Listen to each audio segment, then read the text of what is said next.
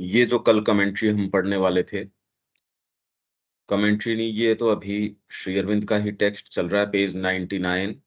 और ये पुस्तक अपनी भारतीय संस्कृति और सनातन धर्म की महानता।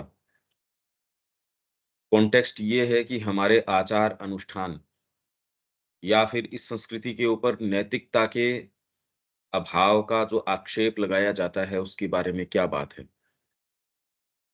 पश्चिमी मन के लिए नैतिकता अधिकांशतः बाह्य आचार की वस्तु है। ये हमने पहले भी पढ़ा था एजुकेशन के अंदर। जो बाहरी एटिकेट सिखाए जाते हैं, सारी चीज सिखाई जाती है। पश्चिमी मन के लिए नैतिकता अधिकांशतः बाह्य आचार की वस्तु है, हृदय चेंज नहीं होता उससे। इसलिए सारी चोरी है या फिर बाद में ऐसी चीजें कि पब्लिक लाइफ में ऐसा दिखाओ, व्यक्तिगत जीवन में ये हमेशा ही इस तरीके की चीजें उत्पन्न कर देती है। परंतु भारतीय मन के लिए बाह्य आचार आत्मस्थिति की अभिव्यक्ति का केवल एक साधन एवं चिन्ह मात्र है। बाह्य आचार जो है, वो तो खाली आप भीतर क्या हो, उसको एक्सप्रेस कर रहे हो। आप बाहर से बड़ा मधुर तरीके से बोलने का प्रयास कर रहे हो, तो भारतीय कहेगा, "अरे! भीतर से होएगा तो तू बाहर से ये कर पाएगा, यूँ नहीं कर पाएगा।" हिंदू धर्म केवल प्रसंगवश ही कुछ आदेशों को निरीक्षण के लिए एक सूत्र में पिरो देता है, नैतिक नियमों की एक तालिका दे देता है, पर अधिक गहरे रूप में वह मन की एक आध्यात्मिक या नैतिक शुद्धता का विधान लागू कर देता है। और कर्म उस शुद्धता का केवल एक बाह्य लक्षण है। मतलब कुछ आपको बाहरी इंजंक्शंस ये दे देगा, पर वो भी अगर ध्यान से आप देखो, जैसे वह पर्याप्त बलपूर्वक, लगभग अत्यंत बलपूर्वक कहता है, तुझे हिंसा नहीं करनी चाहिए, हिंसा नहीं करनी चाहिए। पर इसके साथ-साथ ये भी तो कहता है कि अगर तू भीतर से किसी के प्रति विद्वेष रखता है, तो तू हिंसा नहीं रोक सकता। इसलिए तू भीतर से भी इस चीज़ के ऊपर संयम और निग्रह। इसलिए यहाँ कोई बाहरी इंजंक्शंस, ये करो, ये मत करो। यहाँ ये जानते हैं कि भई वहाँ ये कोई बात ही नहीं है इस चीज़ की। वो कह रहे तुम बाहर से एक्सप्रेस मत करो, भीतर से तुम करो सो करो। क्योंकि उनके लिए तो इस चीज़ का कि भी अपना-अपना विचार, बस तुम ये एक्सप्रेस मत करो। परंतु इस आदेश पर अधिक दृढ़ता के साथ बल देता है कि तुझे घृणा नहीं करनी चाहिए। लोभ, क्रोध या द्वेष के वश में नहीं होना होगा। अगर ये है तो हिंसा तो आप करोगे ही, विचार में करोगे, क्योंकि ये ही हिंसा के मूल कारण हैं। और हिंदू धर्म सापेक्ष मानदंडों को स्वीकार करता है। सापेक्ष, रिलेटिव। बच्चा है, उससे आप क्या एक्सपेक्ट करते हो? तो सबके लिए रिलेटिव स्टैंडर्ड्स हैं। इस व्यक्ति के लिए ये है, इस व्यक्ति के लिए ये है। एब्सोल्यूट स्टैंडर्ड्स नहीं है। एब्सोल्यूट तो खाली ये है कि मेरा गंतव्य क्या है, वो निरपेक्ष है। भई आपको दिल्ली जाना है, उसके अंदर गंतव्य तो आपका एब्सोल्यूट हो गया कि मेरे को यहाँ जाना है। अब उसके बीच में मार्ग के पड़ाव हैं या फिर आपके गाड़ी कौन-सी लेनी है, उसमें किस तरीके की क्या चीज़ें हैं। कहीं अगर ट्रैफिक ज़्यादा है, आप दूसरी तरफ से ले लोगे।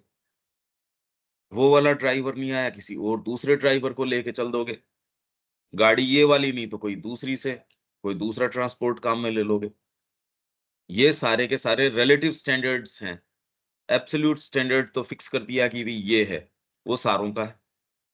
यह एक ऐसी बुद्धिमत्ता है जो यूरोपीय समझ के लिए अत्यंत कठिन है, और ये कंपैरिज़न कर पाना हमारे लिए कठिन है कि वो मानसिकता इसको कैसे देखती है, ये वाली मानसिकता, और इससे क्या अंतर आता है।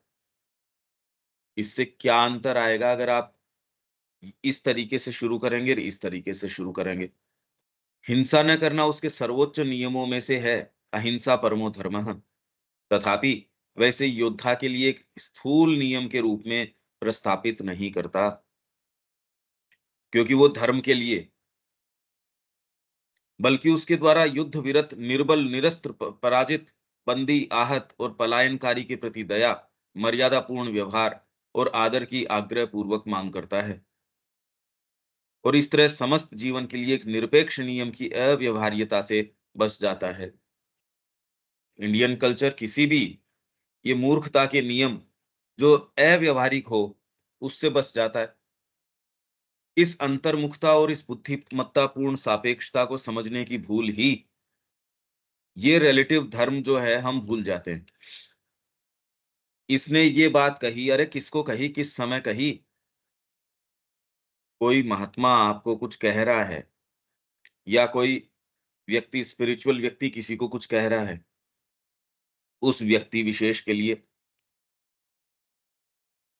भाई किसके लिए कह रहा है वो? सामने व्यक्ति कौन है, उसके लिए कौन-सी चीज़ लागू होती है? दूसरे, वो व्यक्ति स्वयं अपनी आत्मा की कौन-सी स्थिति के अंदर है? आज एक चीज़ कहेगा, कल वो आत्मा की दूसरी स्थिति में होगा, वो उसको रिवाइज़ कर देगा। आप एक चीज़ को पकड़ लेते हो तो समस्या उसकी नहीं है। उसने तो अपनी निष्कपट तरीके से अभिव्यक्ति करी, तो पहले तो उसकी अवस्थाएँ हैं जो आपको कह रहा है, और आपकी अवस्थाएँ हैं, आपकी बाहरी और आंतरिक अवस्थाएँ हैं, उसके अनुरूप आपको बात कही जाएगी, जो कि आज प्रासंगिक है। अगर ये समीकरण बदल जाता है, तो ये बात भी चेंज हो जाएगी। तो अगर हम ये नहीं समझें कि सारी चीज़ यहाँ रिलेटिव है, एब्सोल्यूट, हम उसको एब्सोल्यूट मान बैठते हैं। इसीलिए कह रहे हैं ये भारतीय संस्कृति में ये कुरीतियाँ हैं। अरे यार, रिलेटिव है ये। किस समय, किस स्थान, किस व्यक्ति, उसकी क्या अवस्था, तो ये समझने की भूल है, ये कई तरीके के कन्फ्यूजन्स पैदा कर देती है, जो कि इस संस्कृति में नहीं है अपने आप में। ये तो समझने की भूल के कारण उत्पन्न हो जाते हैं। तो समझने की भूल ही संभवतः अत्यधिक मिथ्या प्रस्तुतिकरण के लिए उत्तरदायी है। श्री अरविंद यहाँ उत्तर दे रहे हैं इस चीज़ का। क्यों इन चीज़ों को कई ऐसे रंगों में प्रस्तुत किया जाता है पश्चिम के सामने, हम आज प्रवेश नहीं कर पा रहे इसके अंदर। इसलिए ये व्रत है, त्योहार है, शिव जी के ऊपर जल चढ़ाना है, ये बड़े साइंटिफिक हैं। तो ये कह के हम ये करें, अरे देखो अब हमने इसको साइंटिफिक प्रूव कर दिया। पाश्चात्य नीति शास्त्री पूर्णता के उपदेश, काउंसिल ऑफ परफेक्शन के रूप में एक उच्च मानदंड चाहता है, और इस बात की उसे अधिक परवाह नहीं, भले उस मानदंड का आदर उसके अनुसरण की अपेक्षा उसके उल्लंघन द्वारा अधिक ही क्यों न हो। भारतीय नीति शास्त्र उतना ही ऊंचा और प्रायः उससे भी ऊंचा मानदंड स्थापित करता है, परंतु जीवन के सत्य की अपेक्षा ऊंचे-ऊंचे दावों से कम संबंध रखते हुए यह प्रगति की अवस्थाओं को स्वीकार करता है और निचली अवस्थाओं में संतुष्ट रहता है, और यदि यह उन लोगों को यथासंभव नैतिक बना सके जो अभी उच्चतम नैतिक अवधारणाओं और आचार व्यवहार में समर्थ नहीं है। वो क्या करेंगे? तेरे को हिंसा नहीं करनी चाहिए, बस चाहिए करके छोड़ देंगे। अरे तो चाहिए से क्या हुआ इससे? ये व्यक्ति फॉलो कर सकता है या नहीं कर सकता है? तेरे को अंतरात्मा में निवास करना चाहिए। बस मैंने तो देखो ऊंचा मानदंड स्थापित कर दिया, पर किससे मांग कर रहे हो सामने वो तो देखो। ये गलती भारतीय संस्कृति ने कभी नहीं करी। कभी भी अनधिकृत तरीके से किसी से उस चीज की मांग नहीं करी, और इसीलिए यहाँ सारी चीज, जैसे ही आप ये गलत मांग करते हो बिना पहचाने, वैसे ही आपके दुराव छिपाव आ जाएगा, आपके क्राइम आ जाएगा समाज के अंदर। क्योंकि आप दिखाना चाहते हो, होते नहीं हो। तो इसमें दोनों में एक गैप आ जाएगा, कन्फ्यूजन आ जाएगा, चीज़ें अलग से उत्पन्न होके आ जाएँगी। यहाँ आपके साइज़ का कपड़ा है, जितनी आपकी साइज़ है उस तरीके से आपका कपड़ा है, परिधान है, तो बिल्कुल आपको सूट करेगा। इसमें कोई क्राइम का स्थान नहीं, कहीं कोई दुराव-छिपाव का, अनैतिक आचरण का कोई स्थान ही नहीं है, क्योंकि आपके तरीके से धर्म का निरूपण हो गया। तो आपके लिए जो बेस्ट, और आप जो स्वीकार कर सकते हो कि भैया तेरे लिए ये है, और यूनिवर्सली एप्लीकेबल है वो सारे उसको ये कह देंगे कि नहीं, तेरे ऊपर ये लागू होगा, शिक्षा इस तरीके की, कंडक्ट इस तरीके का। तो यहाँ वो वाली चीज़ें उत्पन्न नहीं हो सकती। ये फ़र्क पड़ जाएगा। आज की शिक्षा में भी यही है। बच्चे का हृदय जो है, उसको टच नहीं किया जा रहा। वो इससे प्रभावित नहीं है। तो जैसे ही माँ ये कह रही है, सोइंग ऑफ वाइल्ड ओट्स, जंगली जौ बोना, कि स्कूल का जैसे ही उसके ऊपर अनुशासन है वो हटता है, वैसे ही वो वापस वैसा का वैसा व्यक्ति बन जाता है। तो आप जब तक बाहर हो, बड़े एटिकेट्स के अंदर हो, इसमें हो, उसमें हो, और वो बाहर की स्थितियाँ हटाओ, तो आप एक अच्छे ह्यूमन बीइंग ही नहीं बचते। ये समस्या है। यहाँ हृदय परिवर्तन के ऊपर पूरा-पूरा यही शिक्षा के अंदर पहली चीज़ है। अगर ये टच नहीं किया जाए, तो फिर तो वो ही चीज़ें उत्पन्न होंगी, वो सारी की सारी। दुराव-छिपाव, क्राइम, ये इसका सहज परिणाम है। हिंदू धर्म की ये सभी आलोचनाएँ इसलिए या तो तत्वतः मिथ्या हैं, या अपने स्वभाव मात्र में ही अप्रामाणिक हैं। क्योंकि ये डिफेंस ऑफ इंडियन कल्चर चल रहा है। अपन ने सिलेक्शन जो लिया है, वो सिलेक्शन तो खाली क्रोनोलॉजिकल सिलेक्शन है। यहाँ ये है, सबसे पहले जो भारतीय संस्कृति के आधार श्री अरविंद ने लिखी, उसमें पहले तो डिफेंस ऑफ इंडियन कल्चर, क्योंकि ये आलोचनाएँ करी गई। श्री अरविंद ने कहा मैं इसको मौका इसलिए ले रहा हूँ कि एक विरोधी मानसिकता को ये चीज़ें ऐसी नज़र क्यों आती हैं। दूसरे, अगर हेल्दी क्रिटिसिज्म हो, तो वो आपको भी खुद को आकलन करने का मौका देता है। इसलिए आर्चर को देख के नहीं कर रहा मैं, ये तो न तो इसके लिए एलिजिबल है, ये तो तैयार भी नहीं है इस चीज़ के लिए कि ये आलोचनाएँ कर सके। मतलब श्री अरविंद ने जिस तरीके से जो बातें कही हैं, अगर वो व्यक्ति पढ़ ले, पता नहीं उसने पढ़ी होंगी या नहीं पढ़ी होंगी श्री अरविंद ने जो लिखा उस चीज़ों को, नहीं तो जिस भाषा में कहा है, वो व्यक्ति तो पानी-पानी हो जाए। अब ये कमेंट्री है इसके ऊपर। भारतीय संस्कृति पर समस्त नैतिक मूल्य और सदाचार तत्व के अभाव का जो आक्षेप लगाया जाता है, श्री अरविंद ने उसका यहाँ एक समुचित उत्तर प्रदान कर दिया है। इसके कुछ अन्य पहलुओं की चर्चा हमारे लिए इस विषय को अधिक स्पष्ट कर देगी। कुछ पहलू जो यहाँ टच नहीं किए गए, उनमें से कुछ पहलू जो हमने तो खाली ये यहाँ पढ़ा, विधि-विधान, आचार-अनुष्ठान, उसकी क्या इम्पोर्टेंस है, उनमें से कुछ पहलू यहाँ। सर्वप्रथम हमें यह समझने की आवश्यकता है कि जिन नैतिकता और सदाचार आदि गुणों की हम चर्चा करते हैं, सामान्यतः इन्हें ही आध्यात्मिकता समझ लिया जाता है। वो तो हॉस्पिटल ही नहीं जाते, वो तो खाना भी खाली एक अंजलि के अंदर जितना खाना आता है, उतना ही खाते हैं।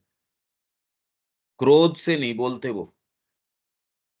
वो इस तरीके से नहीं करते, जबकि वास्तव में आध्यात्मिकता का इनसे कोई संबंध नहीं होता।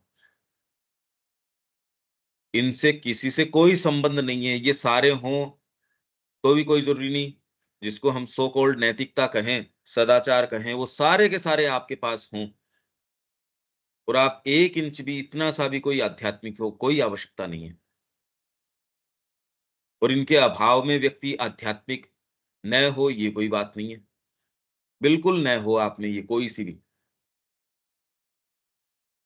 तो इसलिए एक किसी ने कहा जी उस बाबा जी के पास, उस महात्मा संत के पास जाओ, तो वो पत्थर मारता है, गालियाँ बकता है।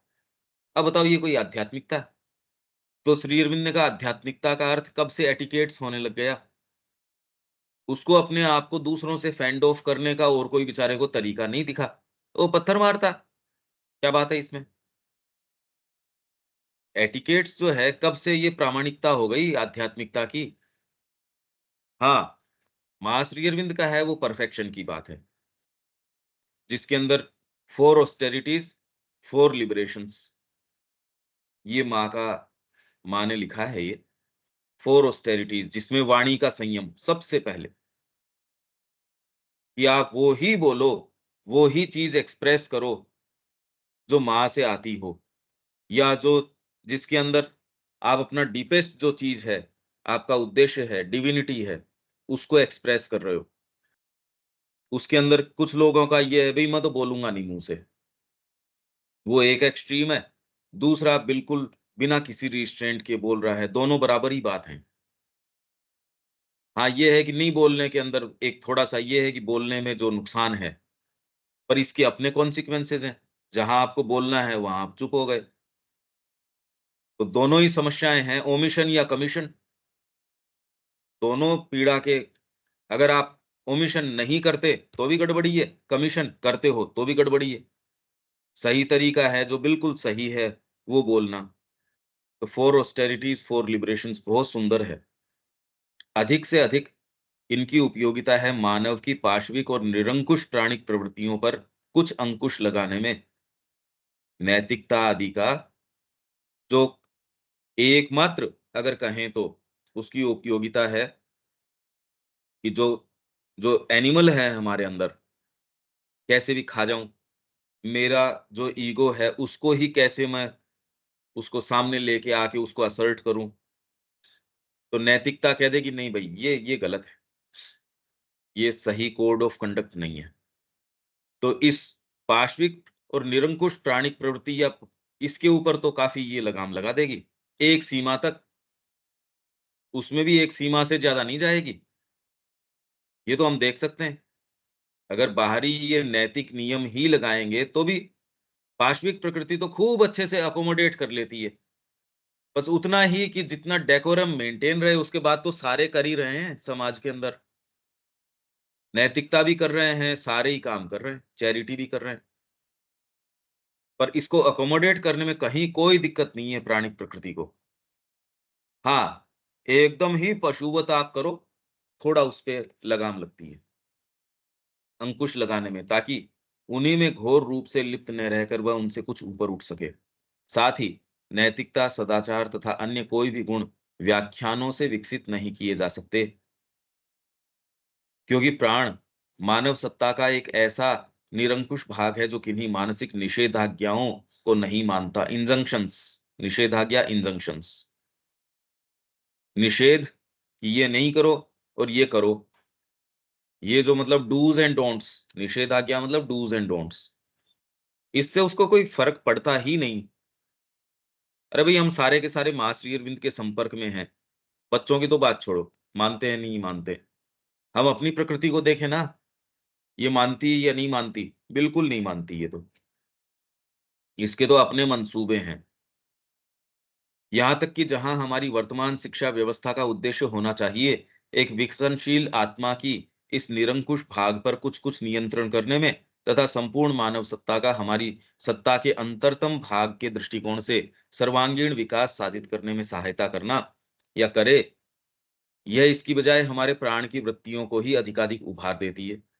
ये तो हम खूब-खूब चर्चा कर चुके, और इसके परिणामस्वरूप स्वरूप सत्ता का यह भाग अन्य भागों की कीमत पर बलिष्ठ होकर निरंकुश उत्पीड़क शासक बन जाता है, और व्यक्ति जीवन भर अपनी निम्न तुष्टियों का गुलाम बना रहता है। शिक्षा में नैतिक प्रशिक्षण के विषय में श्री अरविंद कहते हैं, तुम बच्चों पर एक विशेष प्रकार का नियंत्रण थोप सकते हो। ये भी मैंने आपको अपनी शिक्षा पर में भी है ये कोटेशन। उन्हें एक खास तरह की वेशभूषा पहना सकते हो, वांछित पथ पर उन्हें हाँक सकते हो। देखो ये रिजल्ट देते हैं भई, मेरे को पता है यहाँ 5 साल रहेगा, इसकी इंग्लिश भी आ जाएगी, इसकी हैंडराइटिंग भी अच्छी हो जाएगी, इसको ये डिग्री मिल जाएगी। अगर बिल्कुल ही दिमाग से ये ऐसा है कि भई इसमें इनकेपेबल है, तो अलग बात है। बाकी तो देखो ये चीज़ें ये सीख के निकलेगा, तो आप कहें हाँ, ये तो बता रहे हैं। आप तो कुछ बता ही नहीं रहे इस तरीके का, क्योंकि हम इस तरीके की टारगेट ही नहीं कर रहे कि वांछित पथ पर उसे हाँक सकें। किंतु जब तक तुम उनके हृदय और प्रकृति को अपने साथ नहीं ले लेते, तब तक इस आरोपित अनुशासन का अनुमोदन अनुमोदन मतलब उसको स्वीकार करना, वह पालन आडंबरपूर्ण हृदयहीन, रूढ़िगत और प्रायः भीरुतापूर्ण होता है। क्योंकि वो कंपल्शन आपके ऊपर बिना डर के ये नहीं कर रहे। पहले शिक्षा के अंदर मारपीट थी, वो तो अब बिल्कुल यूनिवर्सली बंद है। आप टच नहीं कर सकते बच्चे को। पर अब जो इसके अंदर कंपल्शन है वो तो भयंकर है। ये नहीं करेगा तो समाज में तेरा क्या होगा? अरे नंबर नहीं होगा तो क्या होगा?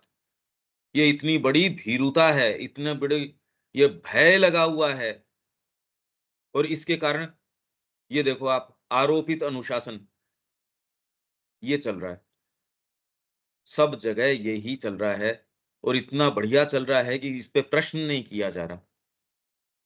अरे ये नहीं करोगे तो क्या होगा? यूरोप में यही क्रिया होती है और इसी के परिणाम स्वरूप वह स्थिति आती है जिसे अंग्रेजी में जंगली जोग होना, sowing of wild oats, English में इसको कह रहे हैं सोइंग ऑफ वाइल्ड ओट्स। पर अब हृदय को कैसे टारगेट करो? भाई अगर आप ये कहो कि ये शिक्षा की स्कूल की बात कर रहे हैं, स्कूल के अंदर आपने उसके हृदय को अपनी ओर किया, तो ये तो शिक्षा पद्धति में न तो कोई ऐसा कोई स्थान। हृदय को कैसे टारगेट करो आप कि हम हृदय को टारगेट कर रहे हैं? ये तो कोई बात ही नहीं आती इसके अंदर। यार ये क्या बात कर रहे हो? यहाँ शिक्षा लेने आ रहे हो या तुम ये कोई प्रेम प्रसंग करने आ रहे हो? तुम्हें हृदय का क्या मतलब? मन से पढ़ा रहे हैं बस, सब्जेक्ट अच्छे से पढ़ा रहे हैं, अगर पढ़ा रहे हैं तो हृदय का क्या लेना देना? और अगर उसमें किसी से कंसर्न भी है तो कंसर्न में आप वो भीरुतापूर्ण जो व्यवहार है और बढ़ा दोगे कि यार तू देख ध्यान से समझो, नहीं कल को क्या होगा तुम्हारे साथ? अच्छी नौकरी नहीं होगी, अच्छा परिवार नहीं होगा, शादी अच्छी नहीं होगी। मतलब कुल मिला के वो जो चीजें, वो ही जो एनिमैलिटी है, वो तुम बढ़िया से नहीं कर पाओगे। ये कर लो, इससे तुमको वो सारे साधन उपलब्ध होते हैं, जिससे कि तुम कुछ अपना ये कर पाओगे। यानी घर पर और विद्यालय में अनुशासन का बंधन गर्दन से उतरते ही सब तरह का जंगलीपन शुरू हो जाता है और इसी से सामाजिक ढोंग आता है। तो इसलिए आज है, हम चारों तरफ क्या देख रहे हैं? ढोंग। दिखाना चाहते हो होने के ऊपर किसी का ध्यान नहीं है। देखो हम क्या हैं, जबकि हर जना जानता है, हर जना इतना परेशान है, चाहे परिवार से परेशान है, चाहे किसी से भी है। सामाजिक ढोंग आता है इससे। मतलब आप जो नहीं हो वो दिखाने का प्रयास कर रहे हो, कि भीतर कुछ है ही नहीं, कल्टीवेट ही नहीं किया, जिस चीज को टारगेट ही नहीं किया, तो अब आपको तो ढोंग ही करना पड़ेगा। कि नेचुरल ब्यूटी आपकी है नहीं, तो आपको सामने से समाऊ उसको उसको करना पड़ेगा उसके लिए। इसी से सामाजिक ढोंग आता है, जो कि यूरोपीय जीवन की एक बहुत बड़ी विशेषता है। मनुष्य और यहाँ भारत के अंदर जो लोग इसका अनुसरण कर रहे हैं, वो भी इसी को कर रहे हैं। बाकी तामसिक हैं, जो ये कह रहे हैं हम तो साहब ये काम नहीं कर रहे, वो तामसिक हैं। उनके पास कोई वैसा मुद्दा नहीं है, वो कुछ करना ही नहीं चाहते जीवन के अंदर। मनुष्य जिस चीज की सराहना करता है और जिसे स्वीकार करता है, वही उसका अपना अंश बन सकती है, बाकी सब दिखावा ही रहता है। इसीलिए महाश्री अरविंद का कार्य जो है, वो अभी तक तो ये जितने भी सेमिनार करना और करना, बैनर अच्छे-अच्छे बनाना, खूब बढ़िया-बढ़िया, अच्छे-अच्छे ऐसे नाम तैयार कर देना कि मैनेजमेंट बाय कॉन्शियसनेस, ये ऐसे बैनर्स तैयार हो गए, बढ़िया नज़र आते हैं। और उसके अंदर काम, व्यक्ति तो एक नहीं है। मतलब इतने-इतने बड़े नाम और ऐसी उसको प्रोजेक्शन उसके दिखाए जाते हैं, व्यक्ति एक नहीं। बड़ा-बड़ा उन्होंने संस्थागत और ये निर्माण और ये सारे काम कर लिए। आदमी एक प्रभावित नहीं है वहाँ उसकी बात से, क्योंकि भीतर से आपकी बात उसको टच कर ही नहीं रही। उसको टच तब करे जब आप खुद अपने प्रति सच्चे हो। तो टीचर के लिए मिनिमम रिक्वायरमेंट इसमें ये हो गई कि वो जो कह रहा हो, उस चीज़ को जी रहा हो। एग्ज़ाम्पल, इसलिए मिनिमम चीज़ है, वो है एग्ज़ाम्पल। और उसके बाद जो सच्ची टीचिंग हो सकती है, वो है इन्फ्लुएंस। ये शिक्षा के तरीके हैं। मिनिमम है टीचिंग, उससे ऊपर फिर बाद में है एग्ज़ाम्पल, एग्ज़ाम्पल से फिर बाद में है इन्फ्लुएंस। यहाँ तो टीचिंग ही नहीं है खैर। वह जैसे घर और विद्यालय में नैतिक रूढ़ि का पालन करता है, उसी तरह समाज के अनुशासन के अनुसार चलता है, किंतु अपने आंतरिक और व्यक्तिगत जीवन में, अपने वास्तविक जीवन में, अपने मन के अनुसार, अपने आवेगों के अनुसार चलने के लिए अपने आप को स्वच्छंद मानता है। और समाज भी ये कहता है यार विचार अपने-अपने, इसने टैक्स भर दिया, इसने ये सारे काम जो एक अच्छे नागरिक से अपेक्षा करी जाती है, वो कर दिए, क्योंकि दंड विधान इससे आगे नहीं जा सकता। दंड विधान एक सीमा तक जा सकता है, उसके बाद में कह देगा भैया इतना कर दो, उसके बाद तो देखो एस्थेटिक कोड ऑफ कंडक्ट उससे आगे चला जाएगा, एथिकल कोड ऑफ कंडक्ट उससे आगे चला जाएगा और स्पिरिचुअल कोड ऑफ कंडक्ट जो है, वो सारे कोड ऑफ जो दूसरे कंडक्ट हैं, उनको समाहित कर लेगा। वो व्यक्ति सपने में भी गलत नहीं सोच सकता। अब सोचो कैसा अंकुश लगा दिया उसकी प्रकृति के ऊपर आपने। दंड विधान लगाते रहो, व्यक्ति वो वाला काम नहीं करेगा बस, बाकी क्या फ़र्क पड़ जाएगा। अगर इतना भी हो तो भी खैर, मनुष्य जाति जिस पशुता के स्तर के ऊपर है, समस्या तो यहाँ आ रही है। हम इसको बहुत ऊँचा मान बैठे, वर्तमान में स्थिति ये है कि दंड विधान आज हटाओ, क्या निरंकुशता होती है देखो आप। और इसमें कोई ये बात नहीं कि पश्चिम कमज़ोर निकलेगा, हमसे आगे निकल जाएगा। जो वो दिखा रहा है कि मैं अपने देश के प्रति सारी चीज़ों को ऐसे व्यवस्थित रखता हूँ, उनको मौका पड़ेगा तो हमसे कमज़ोर नहीं निकलेंगे वो। हम तो जो हैं सो ही हैं। ये अगर हटा दिया जाए कुछ समय के लिए तो देखो निरंकुशता उनकी। नैतिक अनुशासन के लिए प्राचीन भारतीय पद्धति बहुत अधिक उत्कृष्ट थी, जिसमें गुरु अपने ज्ञान और अपनी पवित्रता के कारण शिष्य से निर्विवाद आज्ञा पालन, पूर्ण सराहना, आदरपूर्ण अनुकरण पाता था। ये हम पढ़ के भी गए थे शायद सिलेक्शंस पहला वॉल्यूम। इससे यह तो सर्वथा स्पष्ट हो जाता है कि नैतिक प्रशिक्षण के लिए किन्हीं मानसिक उपदेशों की नहीं अपितु जीवंत उदाहरण की आवश्यकता होती है और वस्तुतः एक गहन आध्यात्मिक चेतना, आध्यात्मिक वातावरण और प्रभाव में ही सच्चे रूप में नैतिकता आदि किन्हीं भी गुणों का सही विकास हो सकता है।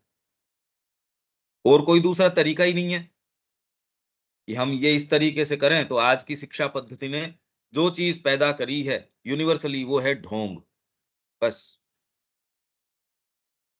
हर चीज़ के अंदर यही। उससे हम अपेक्षा फिर करें कि ढोंग हम सिखाएँ और उसका नेचुरल कॉन्सेक्वेंस हो आपकी शिक्षा का और ऐसे के अंदर कोई बढ़िया चीज़ निकल के आए, कोई शुभ चीज़ निकल के आए। इसके कारण तो नहीं निकल के आ सकती।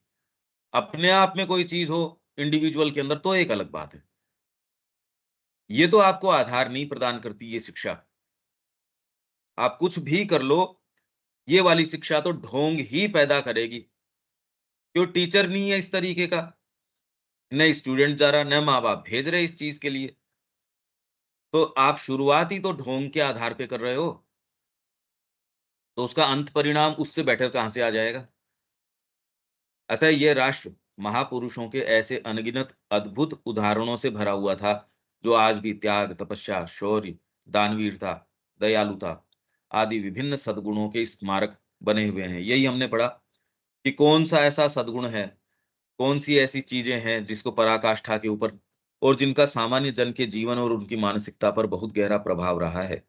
गांधी जी का कहना था कि राजा हरिश्चंद्र के जीवन से उन्हें सत्यवादिता की गहरी प्रेरणा प्राप्त हुई और उनके संपूर्ण जीवन पर उसका गहरा प्रभाव पड़ा। आज भी देश भर में लोग श्री राम व श्री सीता जी आदि आदर्शों के जीवन चरित्र को पढ़कर प्रेरणा प्राप्त करते हैं और इस सब से व्यक्ति और समाज को अपनी क्षुद्र भौतिक और प्राणिक संतुष्टियों से कुछ-कुछ ऊपर उठने में सहायता मिलती है। परंतु उदाहरण की भी अपनी सीमाएँ हैं। कोरी टीचिंग नहीं कि मैंने शिक्षा करना चाहिए, चाहिए नहीं, उदाहरण आपने प्रस्तुत कर दिया सपोज़, तो भी उसकी सीमाएँ हैं। हमारे अपने सामने माँ का, श्री अरविंद का या जो लोग उनके सच्चे अनुयायी थे उनका उदाहरण है, पर उदाहरण की अपनी लिमिटेशंस हैं, सीमाएँ हैं।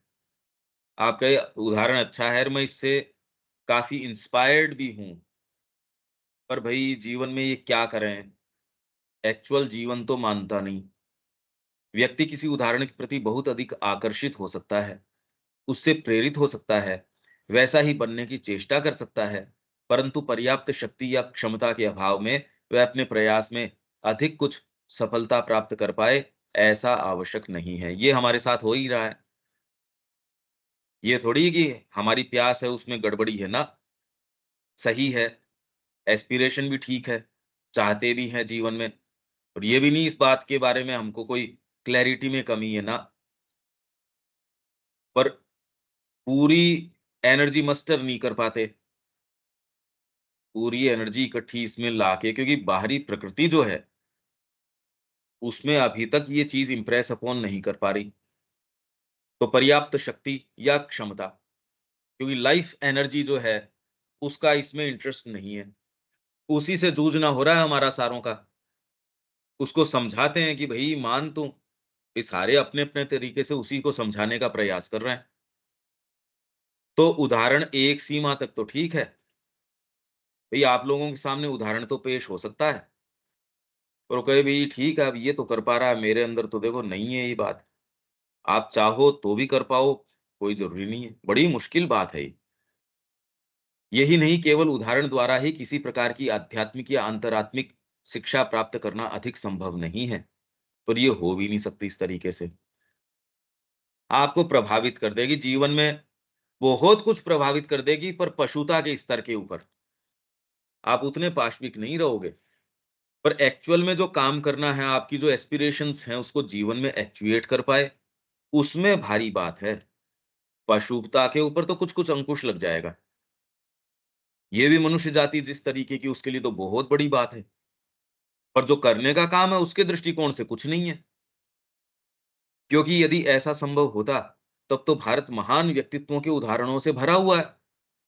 परंतु कितने हैं जो उन उदाहरणों से वास्तव में लाभ उठा पाते हैं, या उनके अनुसार अपने जीवन को कुछ निर्णायक दिशा दे पाते हैं?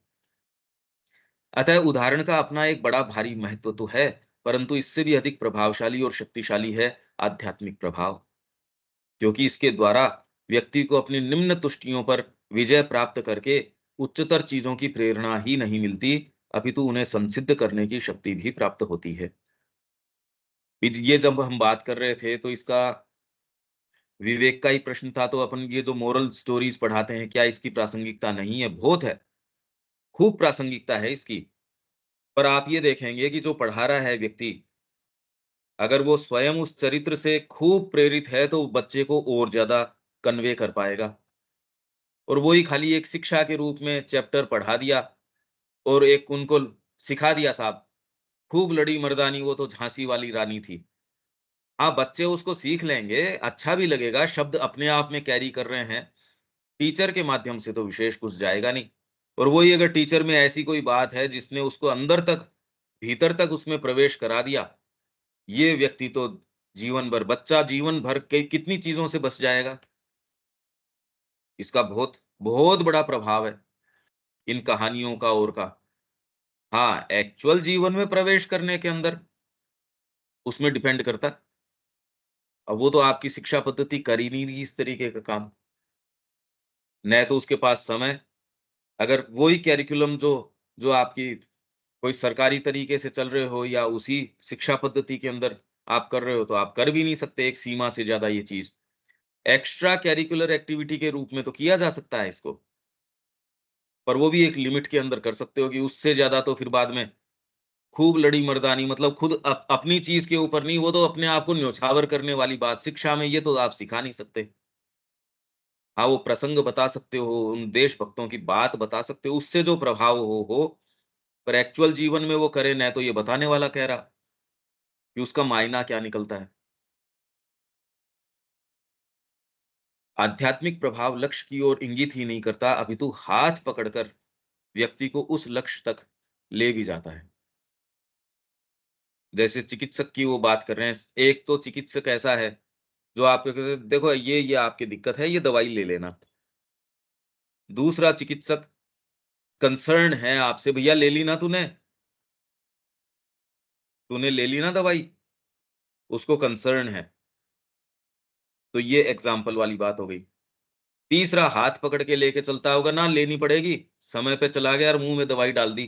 खा रही है तो भी लो भई, दवाई द इसको देनी पड़ेगी। तो स्पिरिचुअल इन्फ्लुएंस है वो इस तरीके का वैद्य है, वो ठीक करेगा ही।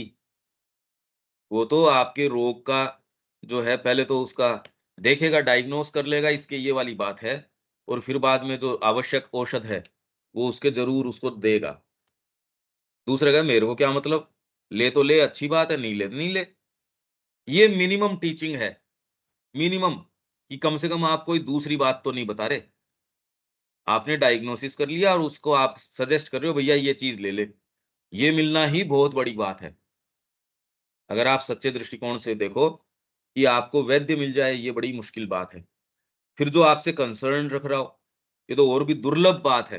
ये तो एकदम दुर्लभ बात है, मिलता ही नहीं है ऐसा कोई, कि जो आपसे कंसर्न्ड, आपकी समस्या है आत्मा की, उसको जानता हो और आपको उस तरीके से आपके साथ व्यवहार करता हो। ऐसे तो मिलते ही नहीं व्यक्ति। और तीसरा, वो तो गुरु हो सकता है, जो कह रहा है ना दवाई लेनी पड़ेगी। खोलो भी मुँह उसका, नहीं लेता तो ज़बरदस्ती खोलो, डालेंगे इसके मुँह में। ये तीसरे तरीके का, ये इन्फ्लुएंस हाथ पकड़ के ले जाएगा।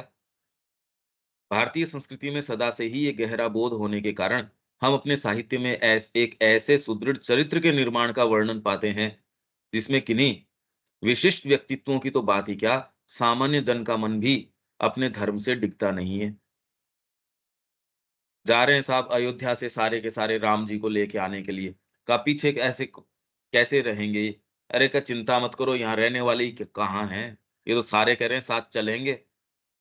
इनकी स्थितियां देखो आप, इनका धर्म से कहाँ से मन डोलेगा, गड़बड़ कहाँ कर देंगे ये। अरे प्रेम के अंदर पगे पड़े हैं, छक रहे हैं, वो प्रेम के अंदर आंसू जिसके निकल रहे हैं, वो गड़बड़ काम कैसे कर सकता है ये बताओ। क्राइम कैसे कर लेगा वो? उनके तो मन में भी नहीं आ सकती ऐसी चीज। जिसके प्रेम में आंसू आपके निकल रहे, रोम रोम आपका जिस चीज के लिए कह रहा, वहां कोई ये आशंका है क्या कि कोई दूसरी चीज हो जाए? एक तो ये स्थिति है, एक दूसरी ये है कि आप कह रहे हो हम 2 लाख सीसीटीवी कैमरा लगाएँगे और फिर भी इनसे तो क्राइम कंट्रोल हो नहीं रहा। कौन करे? अरे भई जो उसकी रखवाली करने वाले हैं, वो ही वही काम कर रहे हैं कि कैसे भी 2 दिन के लिए इस व्यक्ति को यहाँ से हटाओ, सीसीटीवी कैमरा वगैरह हटाओ और वो फाइलें चलाओ अपने गबन की जो फाइलें हैं। ये लो साहब, वही लोग जो कह रहे हैं हम लोकपाल लेके आएँ, ये स्थिति। तो आप देख सकते हो कि यदि मानव प्रकृति को इस तरीके से टैकल करा जाए, तो हम जैसे कर रहे हैं उसका परिणाम क्या है? और भारतीय संस्कृति किस तरीके से कर रही थी उसका परिणाम क्या है? ये कहीं चला नहीं गया, आज भी वहीं का वहीं। अगर आप इस प्रकृति को इस तरीके से एड्रेस करते हो, फिर वही रूप पैदा हो जाएँगे। धर्म से मन कैसे अलग हट जाएगा? तो माँ के प्रति जिसकी निष्ठा है, नवजात जी का रूम जस्ट सामने है वहाँ। तो विजय बाई की मदर कहती है जीवन भर एक करवट सोए, माँ के रूम की ओर, कि कब माँ के दर्शन हो जाएँ।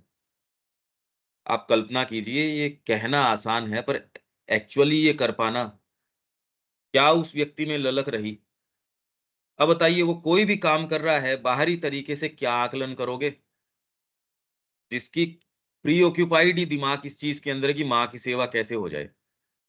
तो बात की प्रकृति में और दूसरी चीज़ें होंगी, हैं या नहीं है, पहले तो आकलन हम करें किस तरीके से? आत्मा की क्या स्थिति है ये? जो जीवन भर और कोई दूसरी करवट नहीं सोया कि माँ मेरे को दिख जाएगी। वही जो अपने वहाँ माँ श्री अरविंद के चंपकलाल जी, कि पानी भी इतना पीऊँ कि पेशाब मेरे को बस ना इस समय तो मेरी अगर आवश्यकता हो, दोनों की सेवा कर रहे थे वो। गुरु को मेरी इस समय आवश्यकता, जब ये सोएँ उस समय मैं इनका बाथरूम कर आऊँ साफ। एक तो ये मानसिकता हो, अब बताओ इसके अंदर कहाँ क्राइम बचेगा?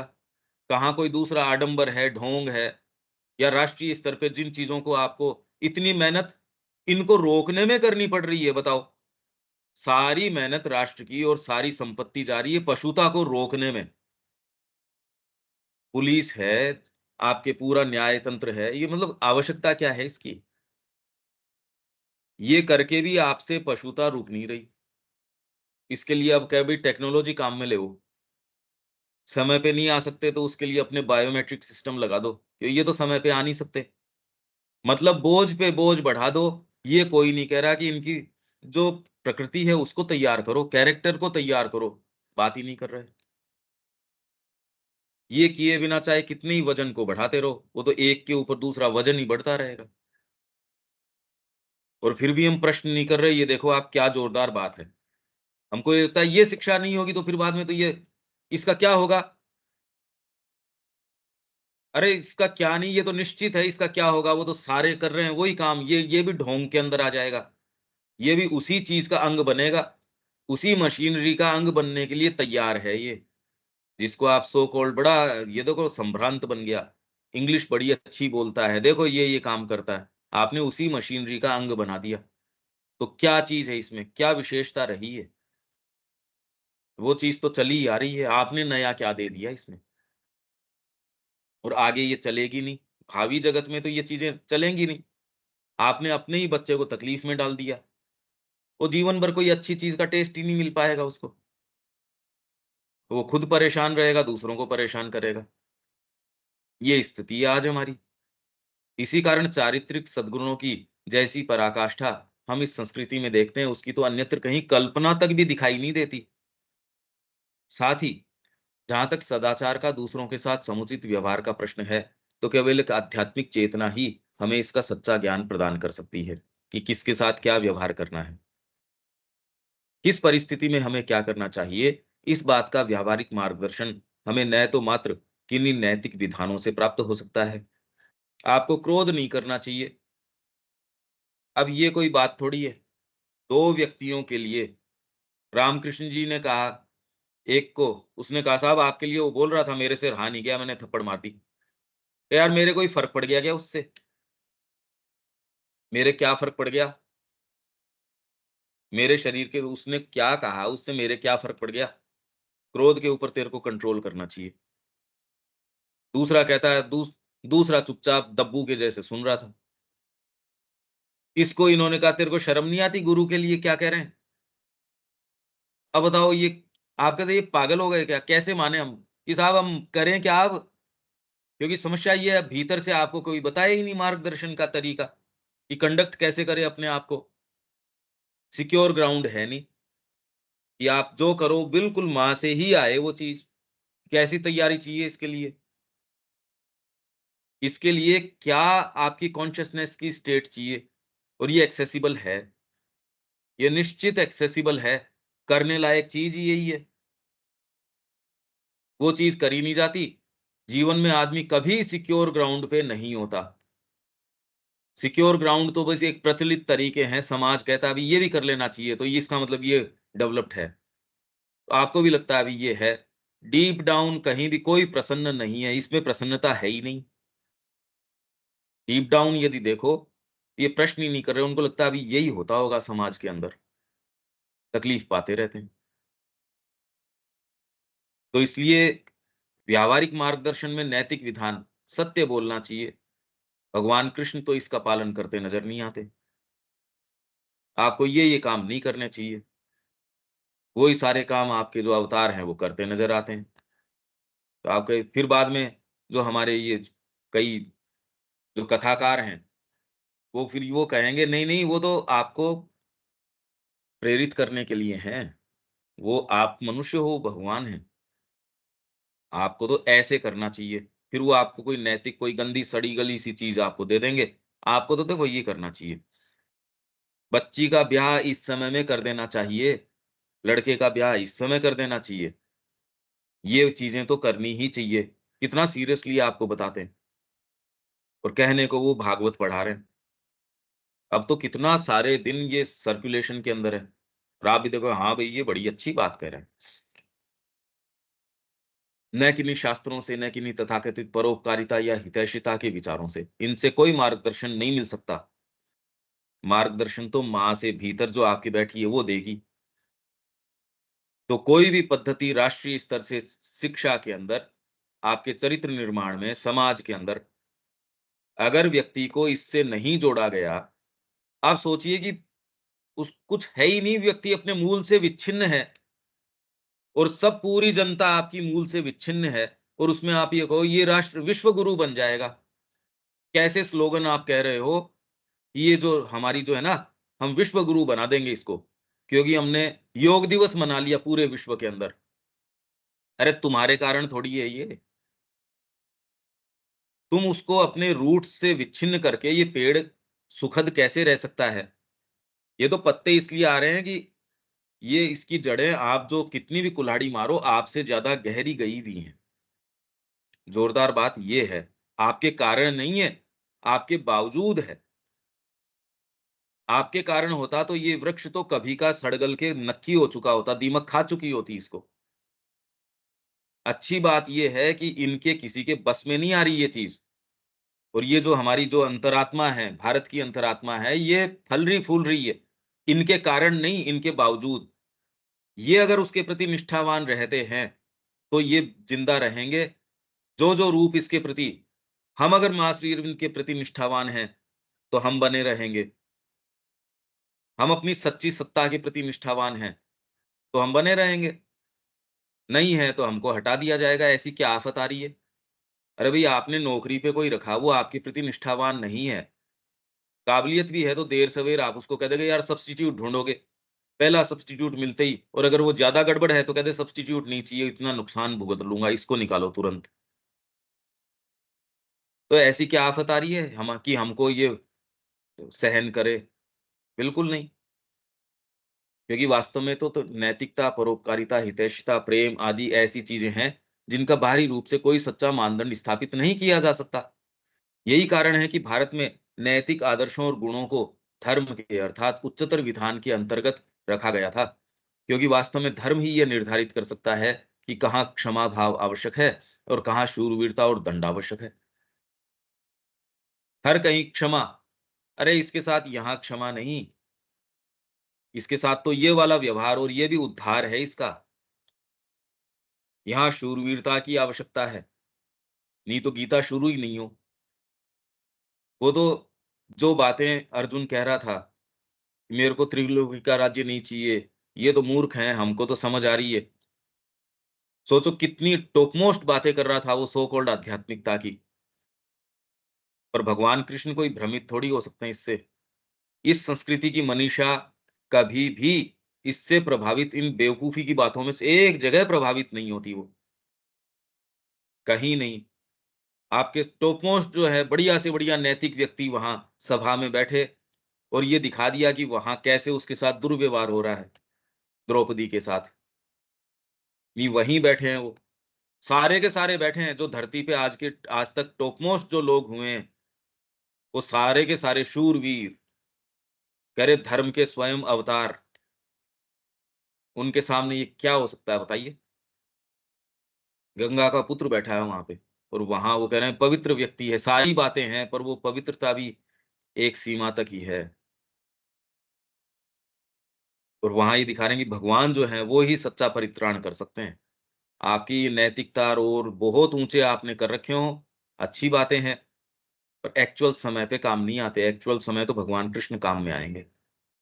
मानसिक स्तर पर विनम्रता और शौर्य जैसे परस्पर विपरीत प्रतीत होने वाले गुण भी धर्म के अंतर्गत ही अपना उचित स्थान प्राप्त कर सकते हैं।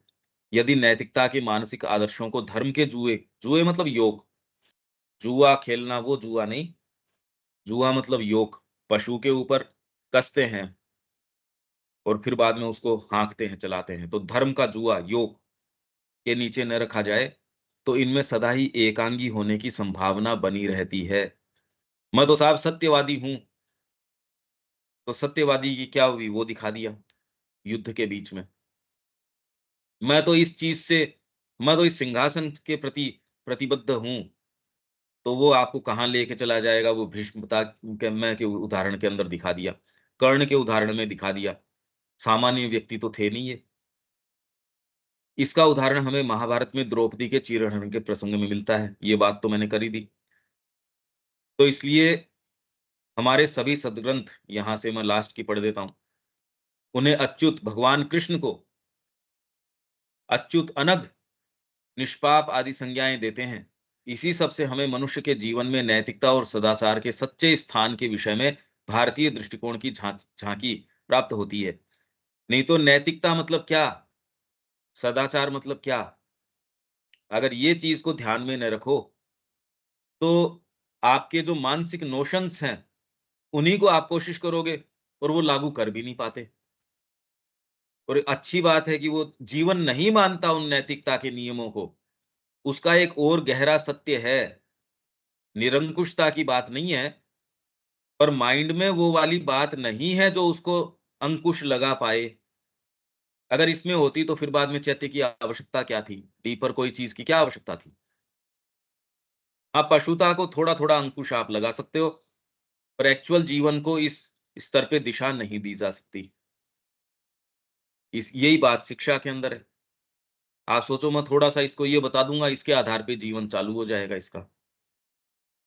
लाइफ एनर्जी आपके इन चीज़ों को नहीं मानती। उसको कोई और डीपर विधान होगा, उसकी बात मानेगी। अरे 2 नौकर हैं, वो आपस में एक-दूसरे की क्यों मानेंगे? मालिक की तो मान लेंगे। इसलिए कि तेरी क्यों मानूँ मैं? अरे तू मेरे बराबर का है, तेरी क्यों मानता हूँ मैं? गुडविल भी दोनों की हो तो भी तू भी वैसा ही नौकर है, मैं भी वो ही हूँ। क्या बात है इसमें? क्यों मानेंगे वो एक-दूसरे की? तो आप ये सोचो कि मैंने मैंने कोई जीवन में नैतिकता, सदाचार का नियम बनाया और लाइफ एनर्जी मान लेगी उसको। कैसे मान लेगी? उसमें तो कोई हायर चीज़, कोई डीपर चीज़ आपकी आएगी। वो इन सारों को अपने यथास्थान रख देगी और जीवन को सच्चा वैभव मिल जाएगा। अभी तो बेचारा परेशान है। आपकी जो लाइफ एनर्जी है, क्योंकि वो हायर कोई उसको दे नहीं पा रहा। माइंड के पास नेसेसरी चीज़ नहीं है। वो उसको दे नहीं पा रहा। समस्या ये है। तो फिर बाद में इससे व्यवहार करने में जो आध्यात्मिक लोग हैं, इसको क्रश करने की सोचते हैं। नहीं जाएँगे यहाँ पे, हम हॉस्पिटल में नहीं जाएँगे, हम ये वाला भोजन, अच्छा भोजन नहीं करेंगे। अरे क्यों भई, क्यों नहीं करोगे? भारतीय संस्कृति के अंदर कभी इस तरीके की बात नहीं, यहाँ तो अश्वमेध यज्ञ कर रहे हैं। अश्व जो है वो लाइफ एनर्जी का जो है प्रतीक है। अश्व, आपकी प्राणिक ऊर्जा, उसको खुला छोड़ दिया घोड़े को। वो कहीं कोई राजा, कोई साम्राज्य, कोई चीज़, कोई वैभव उस घोड़े को रोक नहीं सकता। वो वापस घूम के पूरी जगह जाके वापस आपके पास आ जाता है। मतलब आपकी लाइफ एनर्जी कहीं नहीं अटकती, सबका आस्वादन खूब प्रेम से कर सकती है और वापस लौट के माँ के चरणों में आ जाती है। अश्वमेध हो गया। अब ये उसके पीछे अगर इतिहास गढ़ें, कि ये इतने जनों को लेके अश्वमेध किया और ये किया, वो तो ठीक है, अब ये जो कहें सो कहें। तो ये अगर चीज़ें नहीं लेके आई जाए, अगर वेद की आप बात कर रहे हो, अश्वमेध क्या कर रहा था भई? क्या मतलब हुआ इसका? मैंने अपने जीवन में अगर लाइफ एनर्जी को माँ के चरणों में भेंट नहीं करी, तो मेरा तो हुआ नहीं। अब चाहे व्याख्यान करते रहो वेद के ऊपर। और इसलिए अब ये जो आध्यात्मिक सो कॉल्ड लोग हैं, वो बेचारे वो ठीक भी है कि मेरा घोड़ा तो घर से बाहर निकलते ही अटक जाएगा या इसको कोई उठा ले जाएगा। तो भैया अस्तबल में बाँधे रखो, ठीक भी बात है। पर उनका कोई अश्वमेध नहीं हुआ। तो इसलिए क्रश कर दो लाइफ को, इसको पटक दो। पर भारतीय संस्कृति ने ऐसा काम नहीं किया। नहीं, अश्वमेध का कॉन्सेप्ट कैसे आता? आप ये सोचिए। और अश्वमेध के कॉन्सेप्ट को खाली कॉन्सेप्ट नहीं, अगर वो कर रहे हैं जीवन के अंदर, तो कैसी तैयारी की आवश्यकता है कि जीवन की कोई चीज़, कोई वैभव, कोई संपदा, ये कब हो सकती है जब आप उससे ऊपर हों। आप जब उनसे ऊपर हों, आपको फ़र्क नहीं पड़ता। कोई 4 पत्ते सूखे हुए इधर-उधर हो रहे हों हवा से, आपको क्या ठीक है यार, मेरे को क्या फ़र्क पड़ता है। वो तब हो सकता है जब आप एक आत्मा की निधियों में, ऐसों में निवास कर रहे हो कि ये चीज़ आपके लिए मैटर ही नहीं करती, तो हो सकता है ये। मतलब आपकी लाइफ एनर्जी, प्राण शक्ति कहीं बाहरी चीज़ में मेस्मराइज़्ड न हो। सोचिए इसके लिए किस चीज़ की, किस बैकग्राउंड की आवश्यकता है। इस चीज़ के लिए इन्होंने आर्य शिक्षा पद्धति और इसके लिए ब्रह्मचर्य का अनुशासन। अगर ब्रह्मचर्य का अनुशासन न हो, कहाँ नहीं अटक जाएगा व्यक्ति। शक्तियों का आप में संचार होगा, गुह्य विद्याएँ आपके अंदर आ जाएँगी। अश्वमेध तो नहीं हो पाएगा आपका। अगर भीतर में ये है, अटक जाएगा वो तो। उसको किसी न किसी स्तर पे एनकैश करना शुरू कर देगा। अश्वमेध है कि आप में सारी चीजें कुछ भी हैं, वो जाति खाली माँ के चरणों में है। ये तो खाली साइकिक कर सकता है, और कोई दूसरा भाग तो कर नहीं सकता है। तो आपकी प्राणिक जो ऊर्जा है उसको सफल तरीके से जो एकमात्र कोई चीज कर सकती है, वो ये कर सकती है। इसलिए श्री अरविंद कह रहे हैं शिक्षा के अंदर एकमात्र, और किसी भी चीज में एकमात्र जो चीज है वो है साइकिक, बस। और ये आज भी अगर करोगे तो इसके वही, अब इस चीज की कोई बात ही नहीं कर रहा। यहां तक ठीक समझ में आ रहा है विवेक? हाँ भैया, यहाँ तक ठीक है। इसमें कई और इन्वॉल्व इश्यूज हैं देविका जी। हाँ जी, क्लियर है हम तक तो। इससे चलो मैं ये पूरा ही कर देता हूँ फिर बाद में, क्योंकि एक पेज ही है खाली ये। हिंदू धर्म के विषय में श्री अरविंद कहते हैं यह एक कट्टरता रहित सर्वसमावेशी धर्म है, और इसने तो यहाँ तक कि इस्लाम और ईसाइयत को अपने अंदर समाविष्ट कर लिया होता, यदि वे समावेश की प्रक्रिया को सहन कर पाते। तो इसका क्या अर्थ है कि वे समावेश की प्रक्रिया को सहन कर पाते? कल मैं इसी का उत्तर दे रहा था।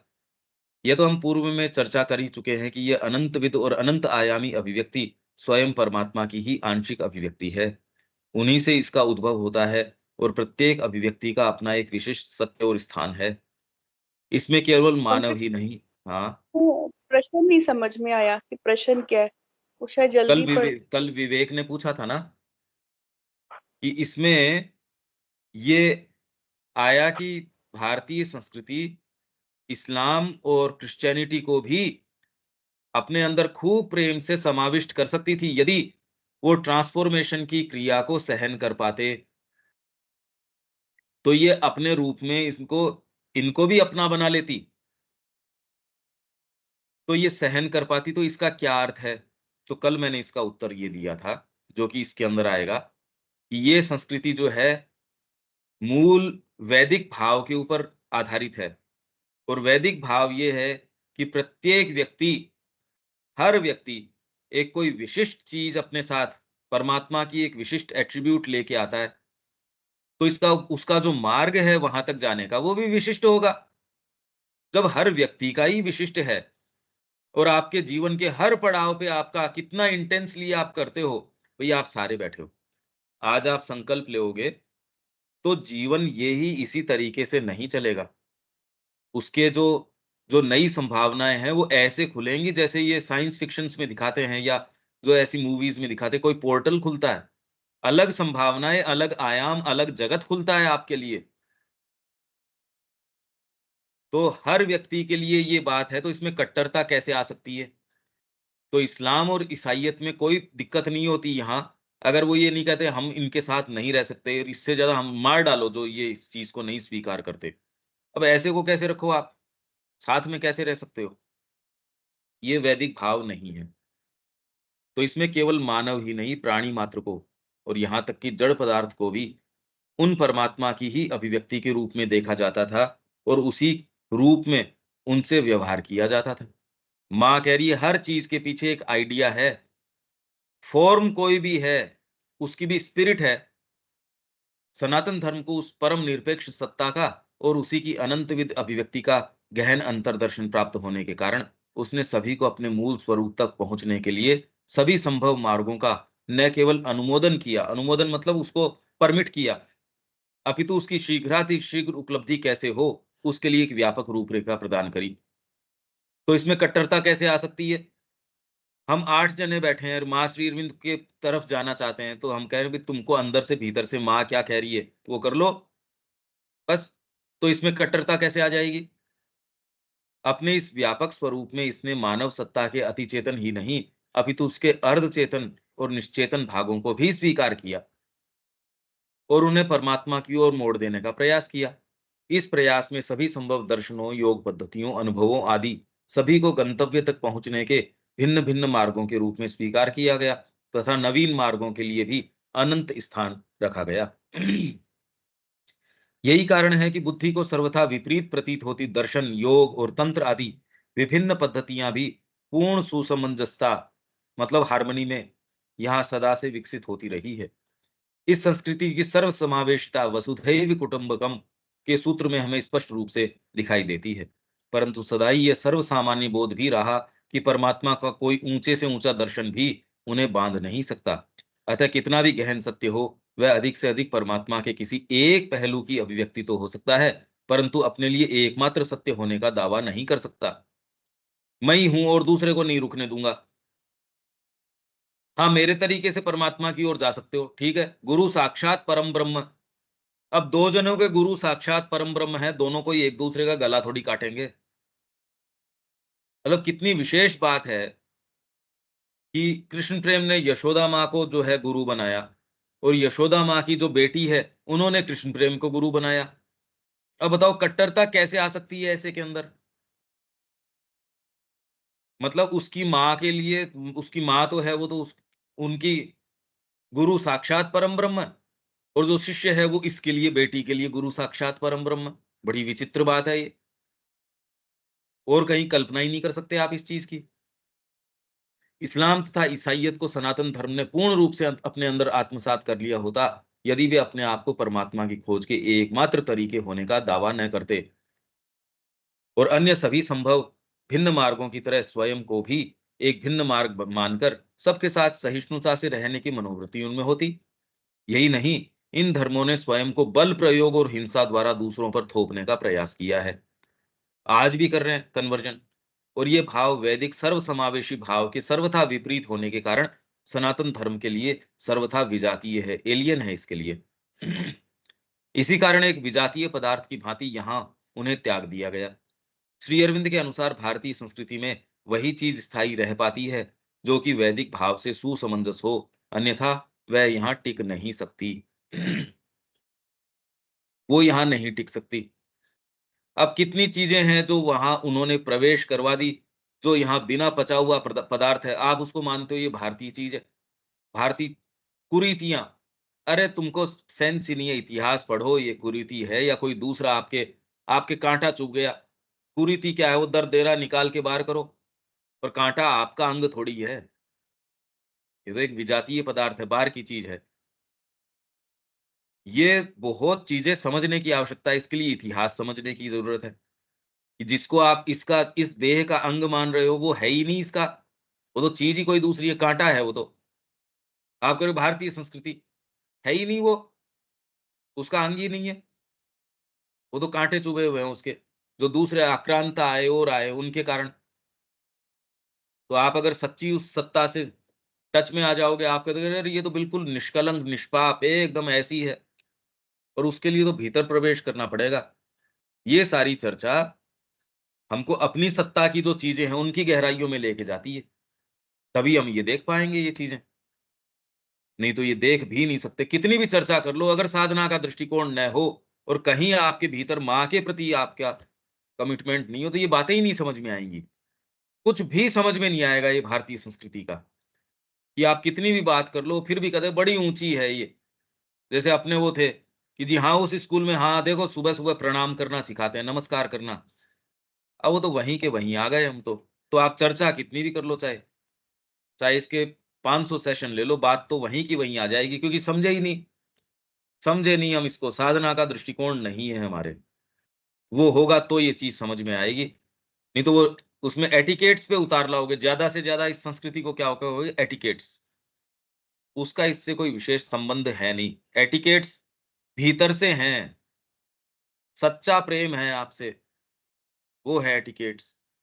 बाहरी तरीके से तो ये बता ही दिया श्री अरविंद ने कि उससे ढोंग उत्पन्न होता है, जो कि आज चारों तरफ है ही। यहाँ हमको विराम देना पड़ेगा। ठीक है दीपक।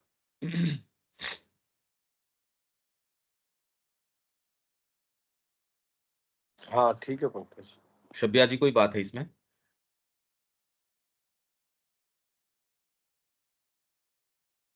नहीं भैया। ठीक है, हाँ देविका जी। हाँ, अगर हम कहें पंकज भाई, जो हम ट्रैवल कर रहे हैं, तो बेसिकली अगर थोड़े उसमें वर्ड्स में कहा जाए कि हमें मेरा जंक्शन से तेरे जंक्शन पे जाना है, जहाँ मेरा जंक्शन है जहाँ हम स्वयं पे केंद्रित हैं, और जंक्शन 13 जो है वो है जो डिवाइन का, कि बस 13 ही 13 ऑफरिंग, हाँ, यही ये हमारी कह सकते ट्रैवल हो, है, बेसिकली यही या ट्रैवल है फिर हमारी। सच्चा मेरा, या फिर ये कहो सच्चा मेरा। मेरा मेरा ही, मेरा जो सच्चा है, अभी तो मेरा है नहीं, अभी तो ये प्रकृति की चीजें हैं। आपका लोअर सेल्फ है, उससे सच्चे सेल्फ, गीता ये कह रही है, गीता कह रही है आपके ही सच्चे सेल्फ, जो स्मॉलर सेल्फ है, उससे आपके एस कैपिटल सेल्फ के ऊपर जाना है। तो ये यात्रा आपके है, यात्रा आपकी ही, और अभी भी चल तो वो ही रही है, सचेतन रूप से नहीं है। चल तो वो ही रही है, जगदम्बा कोई दूसरा गलती कैसे कर सकती है, कोई गलत काम नहीं कर रही, चल तो एकदम परफेक्ट रही है, हमको नहीं समझ में आ रही।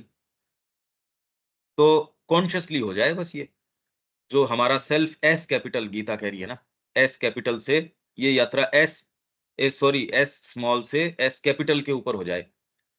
हाँ जी। अभी एस स्मॉल जो है, तो इसलिए यही है। और यही बात मैंने आध्यात्मिकता को जब डिफाइन कर रहे थे, a mutual debt binds man to the supreme, mutual debt है ये, ऋण है। आप वो हो, जब वो आप बन गए, तो आध्यात्मिकता और दूसरी, मतलब आप कर कैसे सकते हो और कोई दूसरी चीज, सुख और कोई दूसरी चीज में कैसे मिल सकता है। जो चीज आप बन गए हो, वो चीज वापस आपको रिवर्स तो करनी ही पड़ेगी। यही सारा प्रयास इस संस्कृति का रहा है। और ये अगर हमको समझ में आए, तो हमको ये बात समझ में आएगी, और अवाक रह जाएंगे कि कैसे इसने किया, इस डिटेल में कैसे किया इसने ये। आप दो बच्चों को लेके चलो तो ये काम नहीं कर सकते कि कैसे उनको अपनी अंतरात्मा के संपर्क में लाएं जीवन में। और कोई ये एकांगी नहीं, हर चीज के अंदर टॉपमोस्ट, संगीत है तो कला है तो स्थापत्य है, तो जीवन की छोटी से छोटी, भोजन कैसे पकाएं, चिकित्सा कैसे करें, शिक्षा कैसे करें, गुह्य आपके ज्ञान है वो कैसे करें, ये तो पराकाष्ठा है। आप टच करो कोई भी चीज, इनफैक्ट लिस्ट को लिखना हमारे लिए असंभव है, उसने उन फील्ड्स में काम कर दिया। ये लिस्ट को वापस एन्यूमरेट करना ये हमारे लिए मुश्किल है, इन्होंने कर दिया ये काम। कैसी विचित्र बात है। और ऐसे क्षेत्रों में जाके प्रवेश के वहां करो कैसे। संगीत में आप जबरदस्ती थोड़ी कर सकते हो, कितना लंबा कल्टीवेशन चाहिए। मूर्ति के चेहरे पे आपने वो बात ला दी, जो हजारों साल से वो मूर्ति है, आज भी उसको अगर कृष्ण प्रेम गए, उन्होंने कहा अरे चेहरे के ऊपर मैंने देखा ऐसी मूर्तियां, ऐसी पेंटिंग्स, ऐसी पता नहीं क्या क्या चीजें हैं। वो तो तब है जब काल के कारण लाखों लोग, वेद की एक एक मात्रा बिल्कुल सही आए, उससे लाखों लोग, खाली और कोई काम नहीं इस देश के अंदर। आप थोड़ा इस पे विचार करो कि ये क्या करना चाह रहे थे वो, मानसिकता क्या होगी जिसमें आपको खाली और कोई काम नहीं है, खाली उसको याद रखना है कि एक मात्रा में फर्क नहीं आ सके। आप एक कविता तो चलाओ, 3 पीढ़ियों तक पता चल जाए। यहाँ इस राष्ट्र ने लाखों लाखों ये काम किया, बताओ, अब कमाल कर दिया। तो मतलब कुछ कर तो रहे थे, हमको इसका सेंस ही नहीं है अभी तक, तो ये कर क्या रहे थे। हम कह रहे हैं हम संस्कृति समझते हैं, आध्यात्मिकता समझते हैं, मैं कह रहा हूं इसका सेंस आ जाए तो बहुत बड़ी बात है। तो सामान्य जीवन में प्रवेश कर ही नहीं पाओगे, आप तो आनंद में जियोगे, आप आश्चर्य में जियोगे, आप इसको हमेशा अवाक दृष्टि से, अरे ऐसा भी किया जा सकता है। अगर वो भाव उठा नहीं, और मैं अभी भी मेरे भोजन पे, बच्चे पैदा करने पे, इन पे उन पे, अपनी आत्मा को लज्जित करने के ऊपर, मैं कह रहा हूं अगर ये समझ में आ जाएगा, आप दूसरी चीज में निवास करेंगे, अरे यार कमाल कर दिया इन लोगों ने, भाव ही कुछ और होगा। ये किया कैसे। जब आप कोई मॉन्यूमेंट देखते हो अच्छा, सुंदर, जबरदस्त, तो कैसा भाव उस समय आपके रहता है। उस समय कोई दूसरे लोअर चीजें इतनी नहीं रहती, जब कला के सामने आप होते हो। जब आपके भीतर से कोई चीज उसके सामने नतमस्तक होती है, उस समय ये कामनाएं और वो कितनी डैम्पन हो जाती हैं, उस समय बड़ी, उस समय इतनी प्रभावी नहीं रहती। ये ही चीजें क्रिएट कर दी हैं राष्ट्र के अंदर, सब जगह मौका ही नहीं मिले इन चीजों को। हमेशा आप तो इस भाव में निवास करो, सोचो आप क्या बात रहे, एक ऐसे व्यक्तित्व के पास हो जिसकी गहराइयों पे गहराइयां, आप उस ऐसे में लोअर टेंडेंसी अपने आप ही चली जाएंगी, आपकी आएंगी ही नहीं। ये होगा शिक्षा का सच्चा वातावरण। राष्ट्रीय स्तर पे क्रिएट करने का वातावरण। अच्छी चीज तो ये होगी, अभी सारे के सारे एक दूसरे की पॉकेट काट रहे, आडंबर पैदा कर रहे, ढोंग पैदा कर रहे, उसमें कहे जी यहाँ देखो ये इस तरीके की कुरीतियां हैं जगत के अंदर। तो और मतलब क्या एक्सपेक्ट कर रहे हो तुम, क्या एक्सपेक्ट करते हो इसमें? हम कैंडल मार्च निकालेंगे, अरे कैंडल क्यों, तुम बड़ी बड़ी मशाल मार्च निकालो, कौन मना कर रहा है? और जो करना चाहिए उसके लिए एक तैयार नहीं है उसमें, एक भी तैयार नहीं कि चरित्र का निर्माण करो। एक बात नहीं है कि एक ने भी कोई ऐसा किया हो, कुछ नहीं, बकवास है सब टोटल। इनको करना ही नहीं है। तो ये संस्कृति जानती थी, ये थोड़ी मन प्राण शरीर अलग थे उस समय, यही थे। पर उसको टैकल कैसे करना ये जानते थे, ऋषियों की प्रेजेंस थी। तो आज भी वही चीज करी जा सकती है, नहीं आगे होगी भी। बस प्रश्न हमारे सामने है, क्या हम उसका अंग होंगे? हम जो बैठे हैं क्या वो ही मुद्दे करेंगे? तो हम उसी मनुष्य जाति के अंग हैं जिसमें ये सारी समस्याएं, जिसमें रेप भी हो रहे हैं, जिसमें सारी कुरीतियां भी हैं, हम भी उसी के अंग हैं, हम अलग नहीं हैं। तो इतनी बातें सुनने के बावजूद हमारा हृदय नहीं चलता, तो दूसरों से विचारों से क्या एक्सपेक्ट कर रहे हो? और समाज में दूसरी चीजें कहां से आएंगी? तो यदि आप में ये हिम्मत नहीं है तो आप भी उस जाति के अंग हो, तो उसमें उसके परिणाम है वो ही है। तो आप, और वो कैंडल मार्च भी इसलिए निकालते हैं हम इनसे थोड़ा सा अलग हैं। अरे तुम अलग होते तो ये वही एक जना कैसे पैदा हो जाता जिसने ये काम किया है? झूठी बातें हैं ये, तुम भी वही हो। तो जो कैंडल मार्च निकाल रहे हैं उनका भी बस पड़ता तो वो भी वही काम करते। तो अभी उनको ये अच्छा लगता है भीतर से कोई चीज जस्टिफाई, तू अच्छा है, उनका नैतिक बोध कहता है तू बेटर है, तू बहुत बढ़िया है, ये पापी है, ये पापात्मा है, ये कह के उसको खुद का इतना भान सुपीरियोरिटी का होता है, इतना अच्छा लगता है उसको। यहाँ रोकते हैं, कल मिलते हैं। जय श्री राम। जय जय श्री श्री राम।